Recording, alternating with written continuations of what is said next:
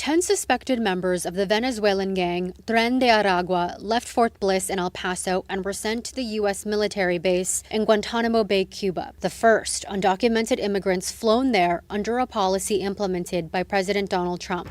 As ICE officers ramp up arrests of undocumented immigrants in Texas and the rest of the U.S., the Trump administration has been scrambling to create new detention space. Even so, the administration concedes more than 450 undocumented immigrants have been freed from custody since the president took office. President Trump, as a candidate, frequently attacked the Biden administration for so-called catch and release. The White House press secretary gave reasons for the releases. Some of the factors include a lack of significant likelihood of removal in the foreseeable future, lack of detention availability. Meeting with Trump in Washington on Wednesday, Texas Governor Greg Abbott offered the federal government the use of 4,000 Texas jail cells to house detainees. So we look at that. All cards on the table. We're looking for as many beds as we can get.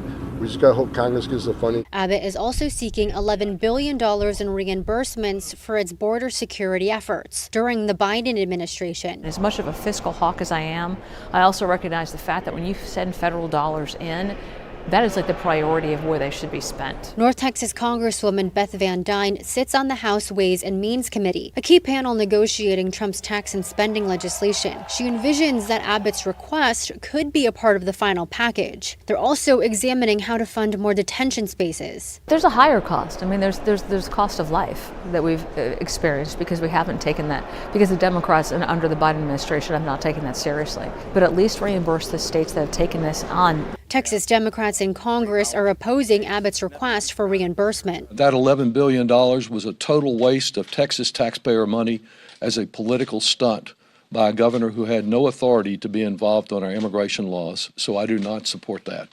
There's plenty of money I'd like to see come to Texas to help the as many as 2 million uninsured people that are there. Immigrant and human rights groups have decried expanding mass detention, especially at Guantanamo Bay, which was established in 2002 under former President George W. Bush to detain illegal enemy combatants.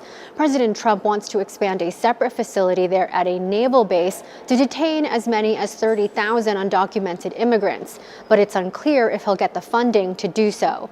In Washington, Rena Diamante, Spectrum News. Thank you for watching our YouTube channel. Let Spectrum News be your resource for balanced, in-depth political coverage, and click the subscribe button right here. You can also download our app or watch us on TV to learn more about the candidates, where they stand on the issues, and more. We'll see you then.